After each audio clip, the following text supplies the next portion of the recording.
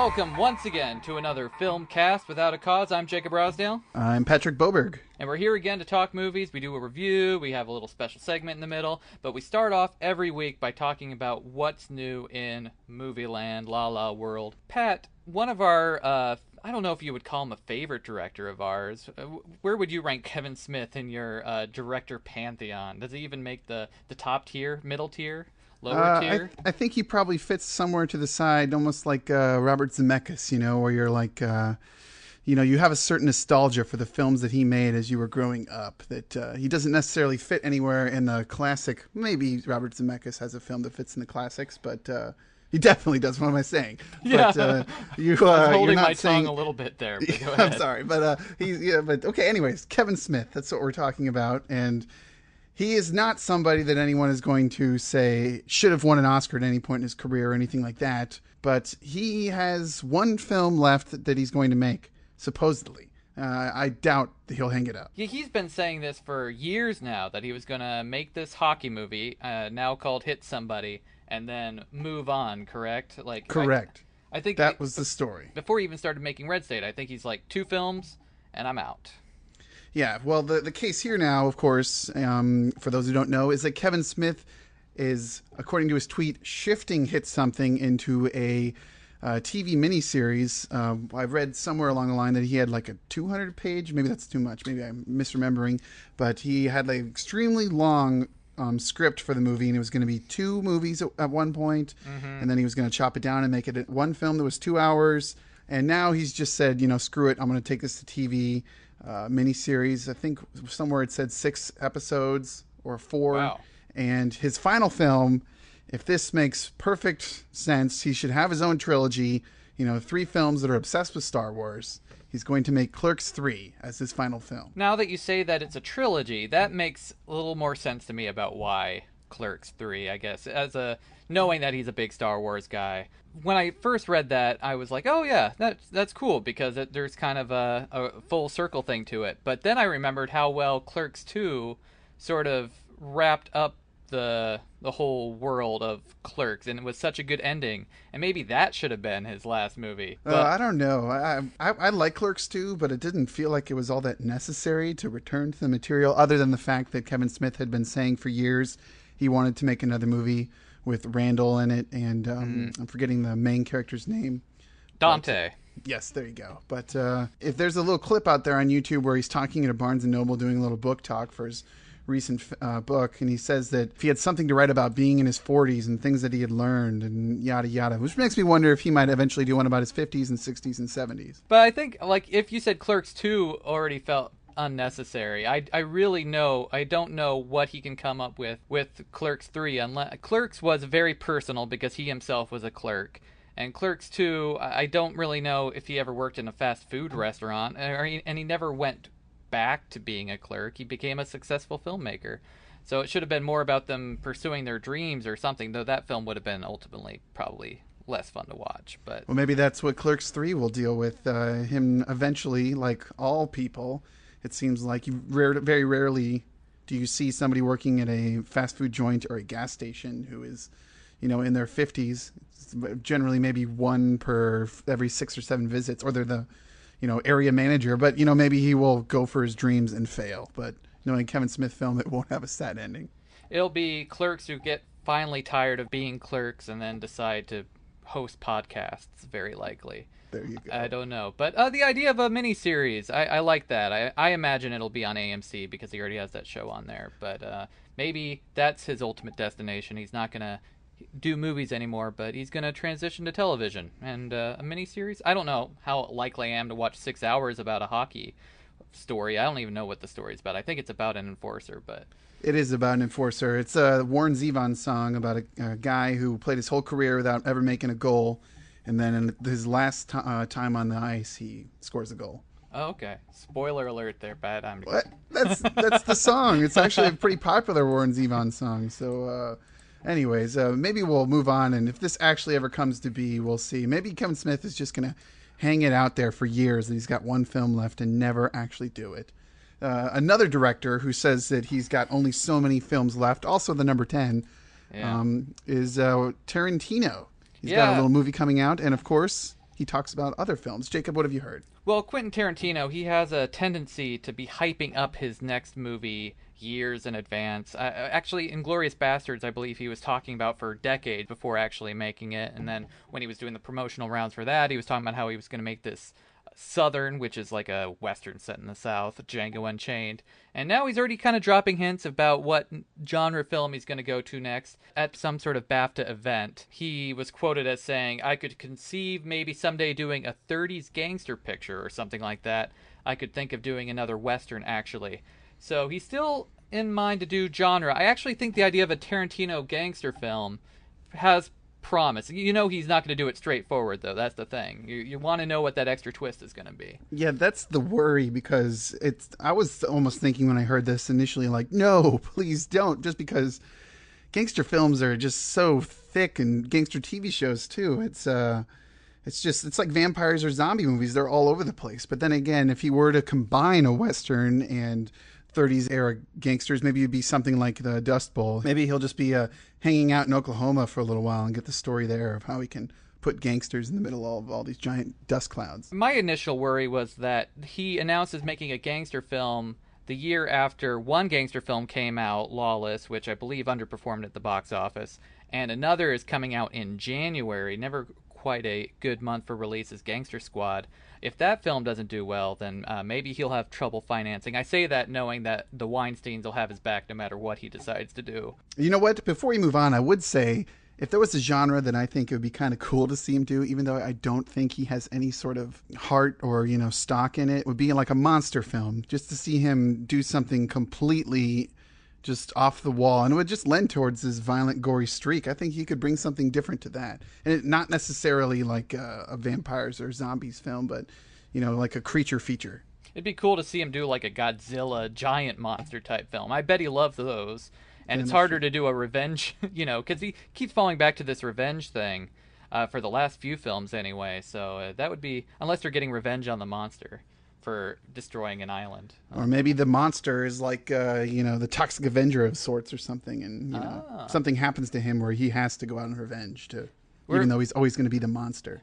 We're doing it again, Pat. We're giving out all our great ideas. Oh, man. We should just only release the podcast to each other and then be writing these down, making millions and millions of dollars. Maybe we should just rename our podcast Steal This Idea. Steal This Idea.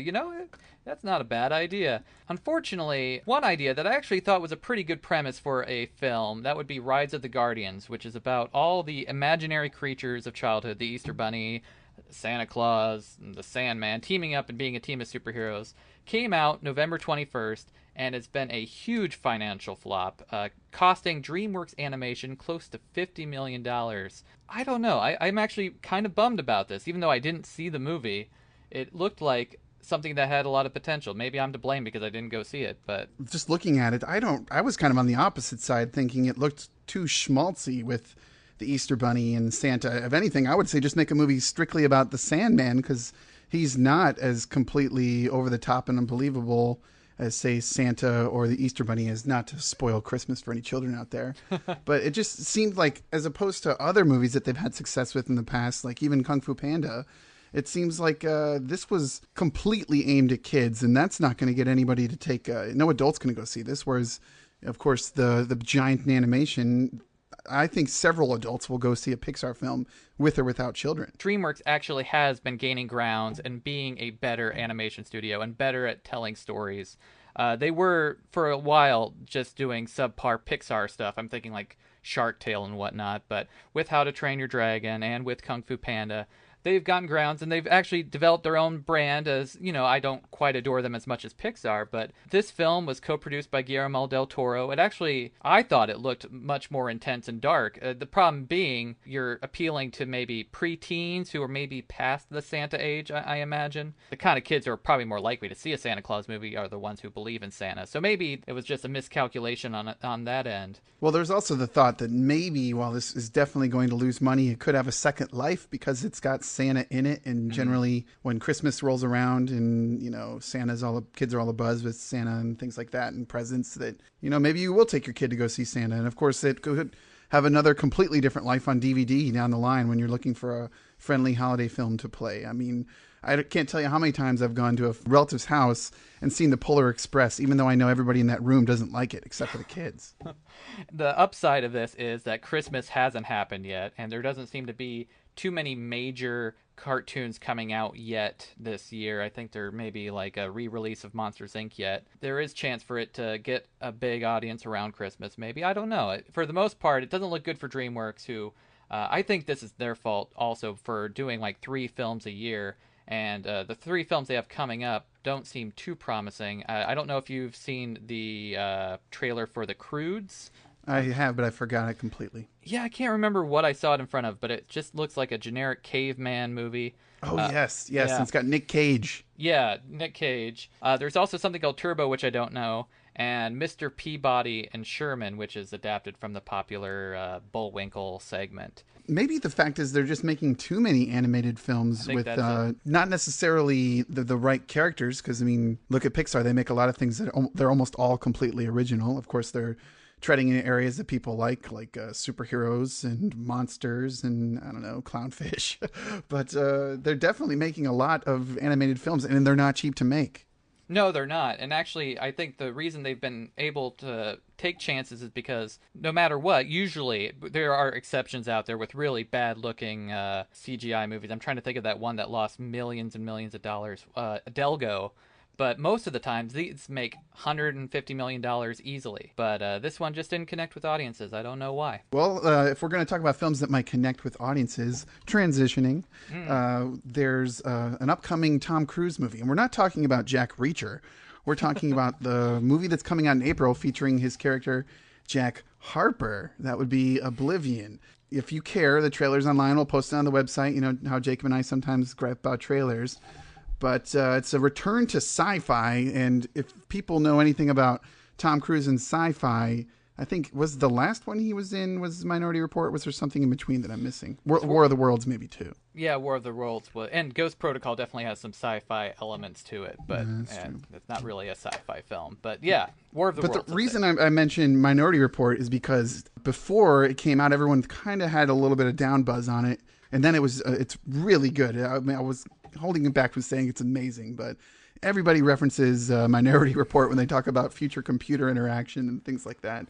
And Oblivion actually looks pretty promising. And on top of that, it has a couple interesting little pieces that will guide maybe the future of films, because the director is Joseph Kosinski.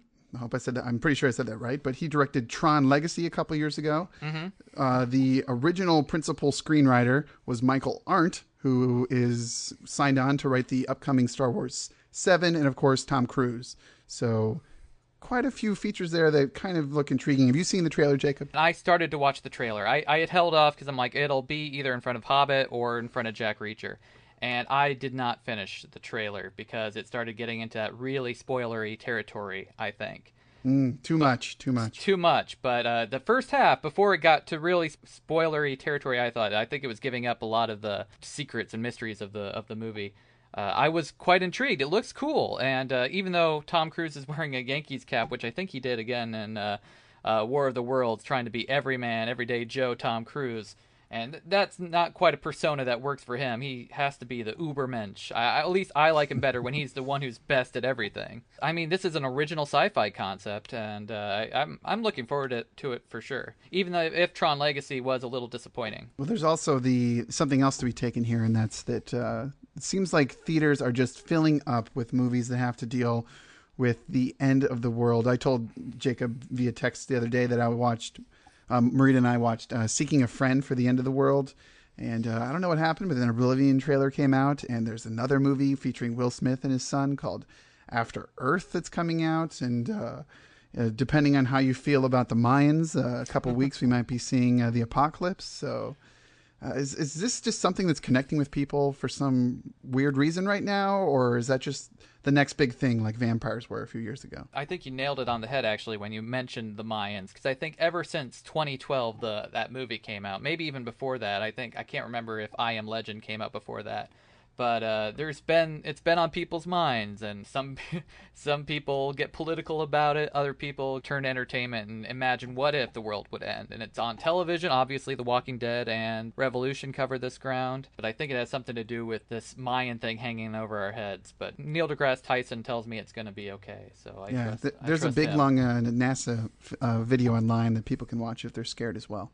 I'm a little frightened. But, Pat, we managed to make it through a whole news segment without talking about comic books or Star Wars. How good for us, huh? I mentioned Michael Arndt, so Star Wars crossed off the list. And just to ruin the other one, Fantastic Four news. Oh, yes, it's coming out in 2015, the reboot. That's all I wanted to say. That's all I wanted to say. I like how now we know what movies are coming out, like what the big tentpole films are like 3 years in the future. Like, I could name off all the superhero comic book films for 2013, 2014, and 2015 right off the top of my head. If I don't hold me to that. But you could probably even go long beyond that when saying things like Justice League. Justice League's 2015. Oh, I'm sorry. I'm already looking forward to Fantastic Four in 2015, if the world survives, that is. Totally switching gears, we should get around to our feature presentation, which is a review of director Joe Wright's Anna Karenina. Have you known Count Vronsky long? He's a rich, good-looking cavalry officer. Dance with me. Married aristocrat Anna Karenina finds her role in 19th century Russian high society put into question after falling for a young bachelor in the latest adaptation of the classic novel. Anna isn't a criminal. But you broke the rules. Leave. Leave my life. She'll be ruined. Do you think I would let you have my son? You are depraved. A woman without honor. And this is what you want. Do you know what you want? Leo Tolstoy's 1800s novel has been adapted to the screen more than a dozen times in a variety of languages and approaches. Director Joe Wright is no stranger to romantic costume dramas, having directed star Keira Knightley in the critical favorites Pride and Prejudice and Atonement. Screenwriter Tom Stoppard won an Oscar for Shakespeare in Love, but his background is in the theater, and their take on the material is filled with stagecraft. Mostly shot in a soundstage, the film is heavily art-directed as scenes are filmed with the same space changing to represent different locations, much like the sets of a play. It's an interesting device to condense a 900-plus page novel, but does this surreal aesthetic make this adaptation stand out, or does it distract from what makes Tolstoy's tragedy a classic? This is a hard debate to have because sometimes, on very rare occasion, I've read a book before the film comes out, and this is definitely not one of them. I didn't have time to read 900 pages of Tolstoy, and my Russian is pretty bad. So without knowing the source material, I would say that I actually was pretty well taken by what I saw, at least in the first hour. I thought the pacing and the little tricks were really interesting, and I found that they actually kind of served a purpose for what they were trying to say about the people in the film and what they represented. And just the use of the flat face perpendicular shot to the wall, at least for when anyone of aristocratic order was involved. So personally, I was completely taken with it, even though at times I was wondering when it was going to be seen again, if they were going to use it here. But that might have just been getting a little too ahead of myself and not completely buying some of the film. Did you find it to be a distraction? No, I didn't. And in fact, I'll be frankly honest, it was only seeing that gimmick used in a trailer that made me even remotely interested in seeing this film, because I'm not one who normally goes to these kind of period costume dramas. My wife loves them, so I see them a lot. I actually like Joe Wright's Pride and Prejudice quite a bit. But for the first hour, like you said exactly, I was totally enamored by this film. I really liked the metaphor that it was going with the stage and society and whatnot, or what people felt the confines of society, whatever way you want to read it. And I think the ballroom scene that happens like maybe a half an hour in is probably one of the best scenes I've seen this year, with just the way the staging was. If people liked that long tracking shot in Atonement, I don't think this is done in all in one take, but the way they move the scene around and the characters move, the blocking in it is just quite brilliant. But I do think it peaks early with that ballroom scene, and then the rest of the film becomes kind of internal and becomes about these interpersonal dynamics, whether her husband, played by Jude Law, will allow her to get a divorce, or whether she is still in love with one person or the other. Things I think probably still work better in a novel than in a movie, or at least how this one is adapted. So for the first hour, I really loved it, and I thought I was going to come on here raving and trying to find a spot for it in my top 10 list, but it wears down, and the gimmicks, maybe that's part of the purpose, is that this stage gimmick doesn't get used, or it peters out. But if that is the case, I'm not quite sure what that choice was saying. Well, I think that it was interesting because in the first hour where they're showing all these things like on the stage and you can see them moving the pieces of the set with these people of high class and certain station in society, that they're dealing with, their performance of who they are in front of the other people in their lives. And then the second half is, I kind of took it to mean that, they're no longer performing. They're just being themselves, Anna Karenina and Bronsky, except for when they're back in those places dealing with Bronsky's mother, the Countess, and when she went to the opera and was, just pretty much, wearing a scarlet letter the whole time. That those were the places where all that showed up, because that's where people, were living a lie or performing or being an actor. And that's, while that was completely artifice and, used as a tool to tell a story, the things that were supposed to be real, where it's just them in love or them in a field and not on a field in a stage, you're right, that's the stuff that fell flat. And maybe it's because it didn't have as much there to grab you, whereas the set parts where they're on the stage and living a play or whatever, that's completely different and is something that forces the plot to be interesting. It depends on whether or not you buy into the melodrama or not. And I don't want to blame the performers. I think the performances are very good, from Knightley to Kick-Ass. What's his name? Aaron Taylor, or Aaron... What is his name? Aaron Johnson? Yeah, I think that's it. Taylor Johnson? Taylor Johnson. Yep, that's it. But I really... And Jude Law, I also thought was good. I just think the source material maybe is just not... And I didn't read the book, obviously, at all. But I think there is a reason that Anna Karenina is such a divisive character in literature, because she's not always likable, and she often makes selfish decisions, and she's not consistent. And I've heard people discuss that who have read the book, and watching it, I think the third act kind of drags with that kind of stuff. If people are to give Knightley credit, I would maybe give more credit to Taylor Johnson, because his performance is pretty consistent throughout, whereas in the third act, where Anna Karenina's life is pretty much in a tailspin, I don't know if I really bought just that turn on a dime situation that we were given with Knightley. I mean, she has her child, and then some things happen, and it's interesting. But I kind of felt like the way that they kind of showed Bronsky as somebody who is, just living a life of complete fluffery, floating from one teenage damsel to the next, and then all of a sudden he gets swept up in a real dense character like Keira Knightley's portraying in Anna Karenina.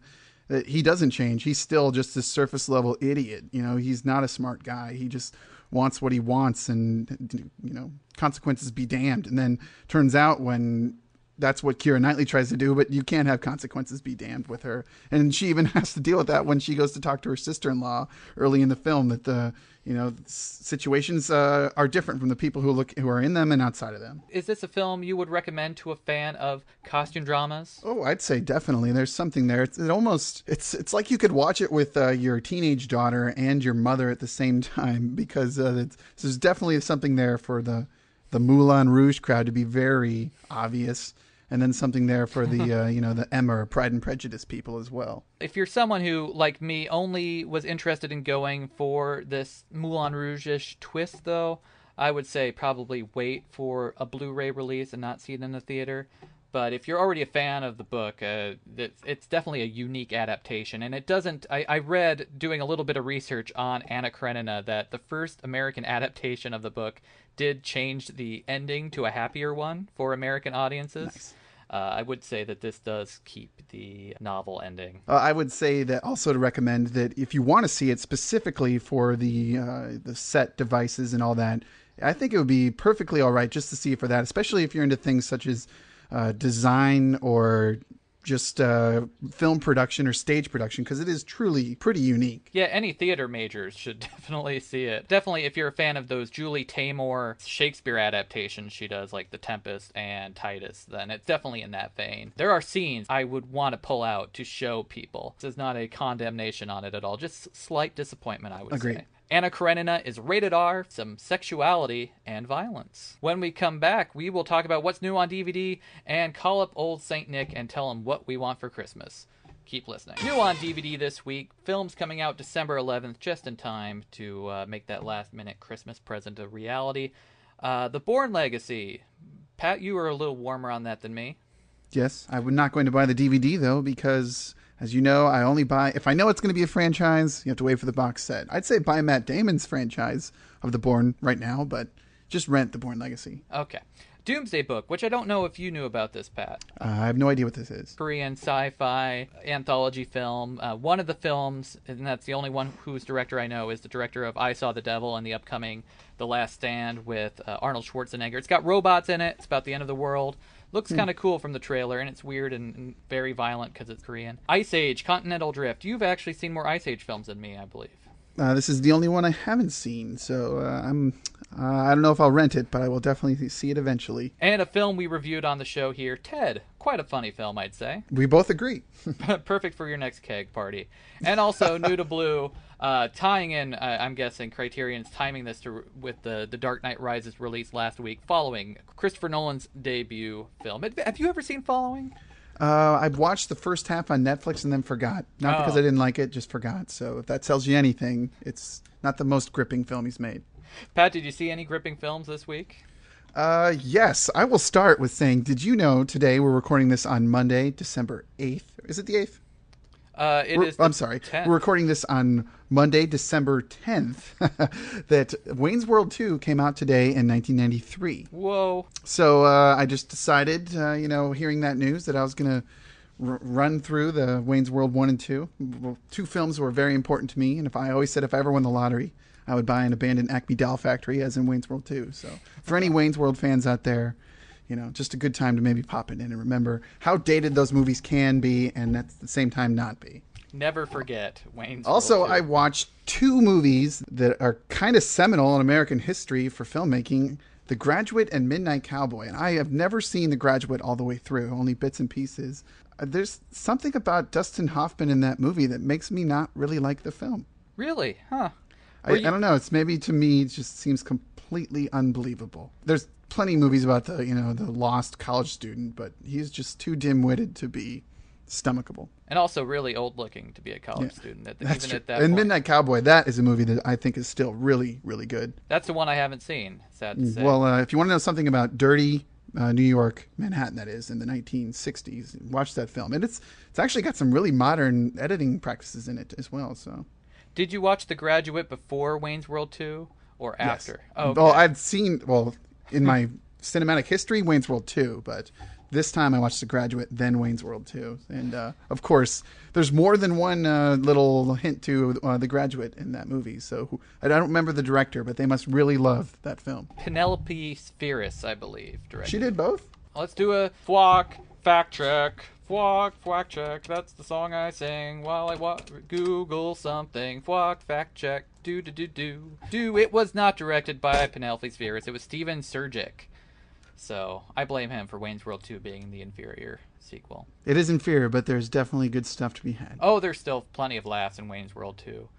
What I saw this week, Santa came early to my place. Our landlord gifted us with free HBO and a cable box, and an on-demand cable box. So nice. I'm definitely spoiled. And the first thing I did when I had an opportunity was go on HBO On Demand and watch a film that I've been meaning to watch for a long time, or at least since it came out, which is The Girl, made for television, I guess it's not TV, it's HBO, made for HBO, Hitchcock, I don't know if you call it a biopic if it's only about such a narrow time in history, but about Hitchcock and Tippi Hedren's complicated, abusive relationship throughout the making of The Birds and Marnie. And I was really looking kind of forward to this because I like Toby Jones, who plays Hitchcock. I like Sienna Miller, who played Tippi Hedren. And from what I had seen, Jones's performance looked better than what I'd seen in Hitchcock. I was hoping it would be a little less cartoonish than that film looked. And this film just wasn't very good, I'm sad to say. Interesting. So both films are not getting too much love then. Yeah, there was just something... I've heard Tippi Hedren talk about Hitch hitting on her and using real birds and whatnot. And it makes for a really good anecdote to hear from Tippi Hedren, but to stretch it out to 90 minutes, it's just very icky. And you don't want to believe it because you still want to like The Birds and you still want to like Hitchcock. And the performance is still way over the top, and he's still wearing way too much makeup and still does not look a thing like Alfred Hitchcock. It's just, maybe they shouldn't make films about Alfred Hitchcock is where I'm going. So you're turning back in your cable box is what you're saying. Yeah, Forget that gift. no more HBO. You can just keep it HBO. You should have just watched Girls and not The Girl. We've watched some Girls too, actually.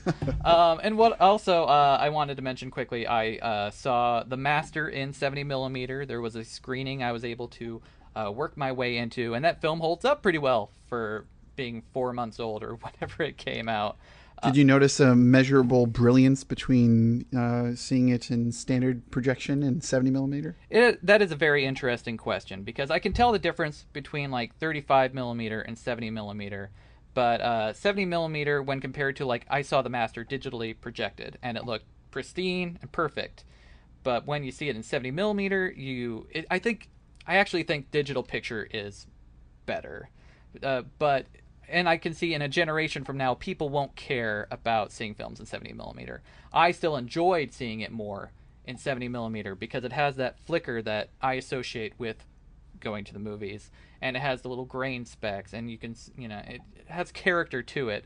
It's purely a nostalgia thing. I do not think seeing it produces a better film or a better image quality, and I'm not an expert on these things by any means, but it is how the director wanted it to be seen, so there's that too. So everyone should just turn off this podcast for a second and hug their LED TV. Yes, exactly. Burn all celluloid. Burn it all. The ones and zeros are the way of the future. Well, I guess following your Santa's gift of the HBO box, we have a little special segment built around that idea, huh? Yes, this is our FWOC Letters to Santa. It's very close to Christmas, and we know you haven't bought our Christmas presents yet to be sent to the FWOC mailbox. So what we thought we would do is we would list a series of possible gifts for a film lover, not necessarily us. We're going to throw out some categories and each give a gift idea for the film fan in your life. Pat, you added something that I did not see and I didn't have anything for. Sorry. Well, then maybe while you're itching your brain, I'll just I'll start us off. The first one that I just added earlier today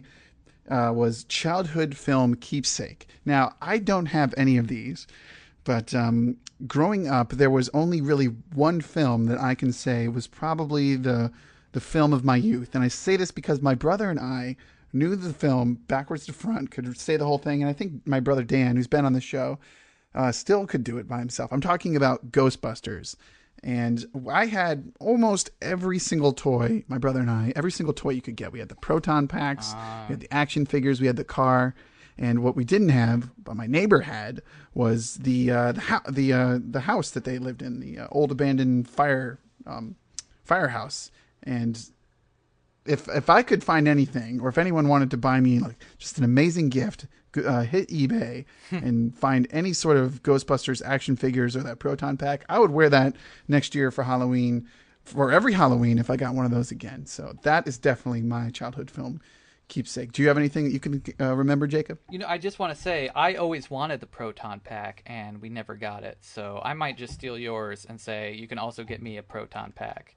Okay, perfect. The first thing that came to my mind though is there was a Police Academy cartoon series, very short-lived, but for some reason my brother and I had a lot of the action figures from the Police Academy cartoon series, maybe because they were really cheap and my mom could just get us one for like $3 each or something. And they had goofy props as well, like handcuffs that were formed in the shape of hands, and we never had those. With my proton pack, you could also buy me the strange Police Academy handcuffs, or that film fan in your life. They would love it as well. I've never heard of that, but I think I've seen all 6 of those films. That's probably 4 more than I have. So 1 and 6, those are mine. Those are the ones I've seen. Future franchise flashback, Pat? That could actually be pretty funny. So I'm not going to say no, sir. Let's not poo-poo it. I might, if we're really stuck for special feature material. Okay. Take you up on it. You heard it here first. The next category we had was book. That's a very popular Christmas gift. I was thinking people always like to be ahead of the curve on something. They like to know about something before it becomes the next big thing. That said, my book choice is Lock and Key Volume 1, which is a comic book graphic novel written by Joe Hill, son of Stephen King. Poor guy can't write anything without being called son of Stephen King, but that's the truth. And it is going to be adapted into they've announced it, a movie trilogy, which is a little presumptuous, but it at least will be made into a film, Lock and Key, which is about a family who move into a house and they find all these keys that each have different powers. It's not a superhero story. That's the thing where I think this would make it a ideal gift. It's just a good horror story done in the graphic novel style, and comic book adaptations are popular. This one is very well done, and if you're going to get it for me, get the hardcover. Hint, hint. Interesting. Hint, hint. It's one of those series also where the author has put an end date to it, so it's not a comic book series that will run for 10 years. I believe the final story arc, which I think would be the fifth or sixth one, has started right about now. But Pat, what was your choice for a book for a film fan? Generally, I don't like to pick a book that's going to be turned into a movie because I don't like to read the book before I see the film. I would say that with a comic book or graphic novel, so that's a great choice. My choices would be something along the lines of whenever somebody tells me they want to write a movie or make a movie with me or something, I'm always hesitant about, do they know anything about screenwriting? And I say, you should check out Screenplay, The Foundations of Screenwriting by Sid Field, or you should read Shoot the Piano Player by Peter Purnett about Francis Truffaut's script and how that's a masterpiece. But if you don't want to do something with filmmaking and you'd rather see something that's about just the random trivia, God bless the internet for all the stupid little trivia pieces I've learned on IMDb about every single movie and television show I see. It's the first place I go. But recently, while I was reading my favorite magazine, Mental Floss, you should definitely check out mentalfloss.com. It's just complete trivia nonsense. But there was a story in there about an issue ago about fact-checking in Hollywood science films. And this professor, I believe it's the author of this book, David Kirby, was brought in to help on a couple of films. And one of them that he's brought in was Thor. And I never would have thought this, but he actually helped them make some of the things plausible, like the Rainbow Bridge through space and time and that type of stuff. And they made Natalie Portman's character not speak gibberish, but say things that made sense and talk about the Rosenfeld's bridge and things like that. And it's really interesting to think. I love stuff like this. Like one of my favorite TV shows ever, maybe top, was The X-Files. And beyond The X-Files, my favorite part about it was a book that I got that talked all about being the main science consultant on the show, and how there was an episode where they had to talk about a planet where people weren't carbon-based life forms, but silicon-based life forms. And she talked about how that's possible on a cellular level. And just the idea that people can go into that much detail about a piece of fiction is amazing. So the book that I'm talking about, since I'm bearing the lead, is Lab Coats in Hollywood by David Kirby. And it's available on Amazon, probably in all sorts of places, maybe even an audiobook.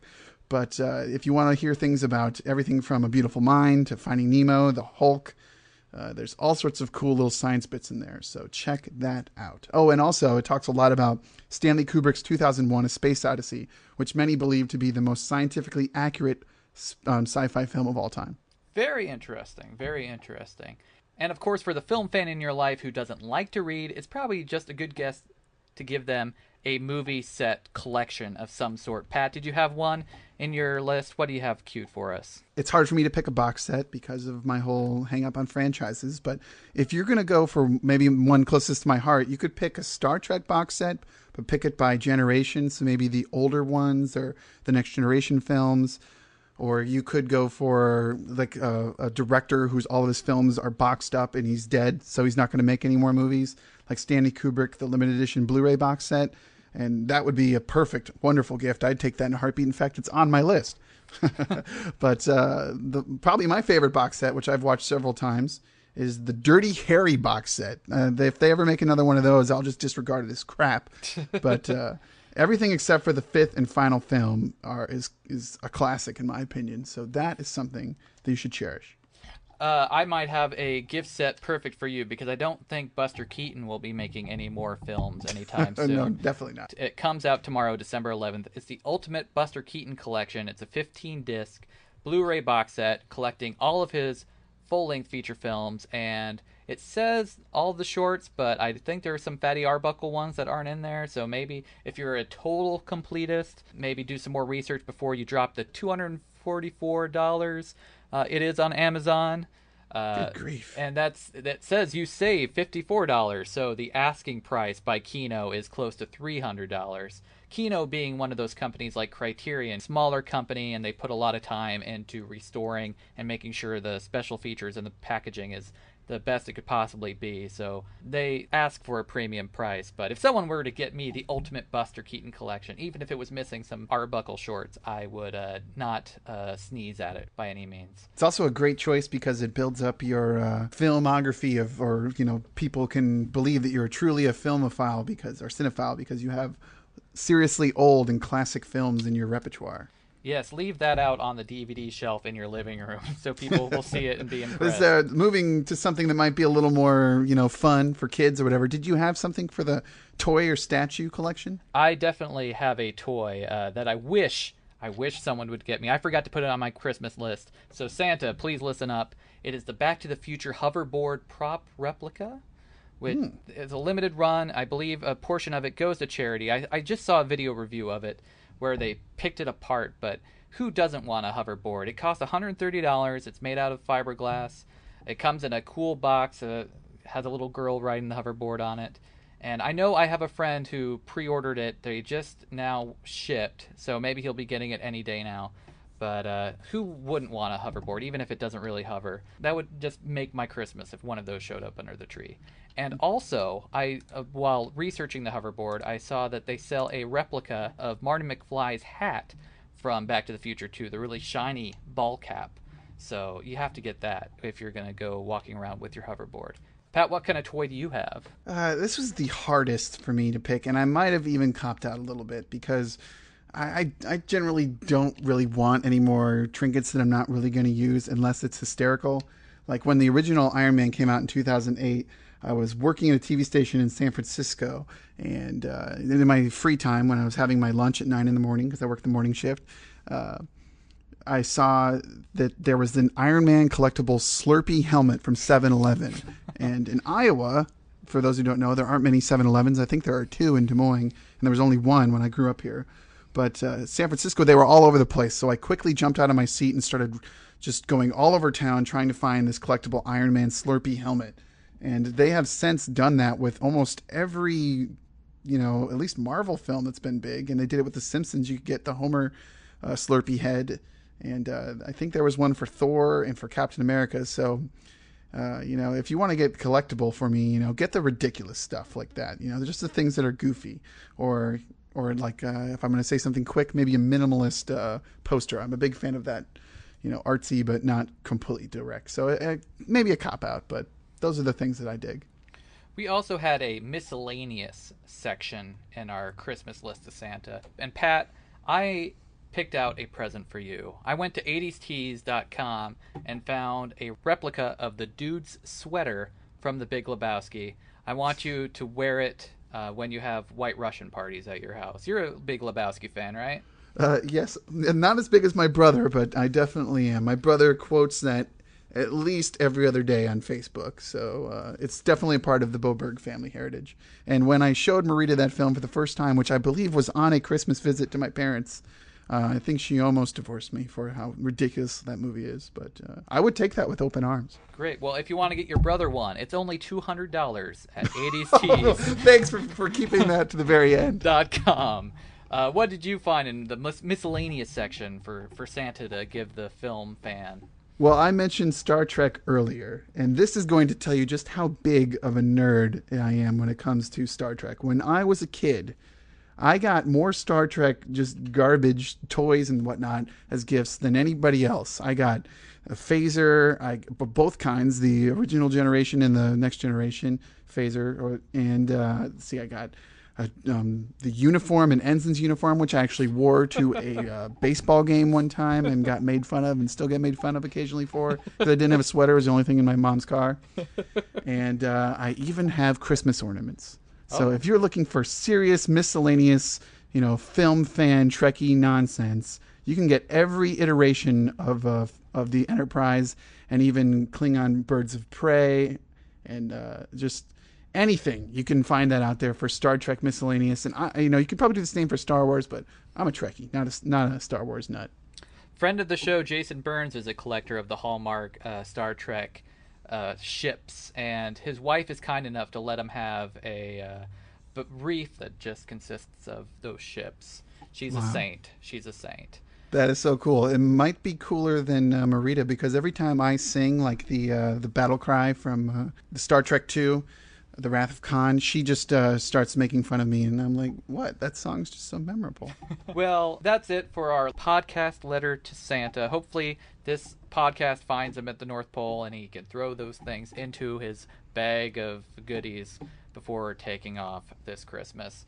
When we come back, we're going to wrap this show up. Keep listening. Coming up in theaters this week, pretty much the big movie for the holiday season, The Hobbit: An Unexpected Journey comes out December 14th in 3D and 3D 48 frames per second. Also coming out, I guess there is someone trying to do a little bit of counter programming. Limited and on demand is a film called Save the Date, which has Martin Starr from Freaks and Geek fame, and also Alison Brie and Lizzie Kaplan. Lots of people love both those ladies, so maybe Save the Date is the movie for you if you are a party down / community fan. Interesting. The Hobbit is the movie we will be reviewing next week. Pat, how can people talk? If you want to give us your review of The Hobbit ahead of the program, that we would enjoy that. You can send us a tweet at filmcastwoac or an email at filmcastwoac@gmail.com.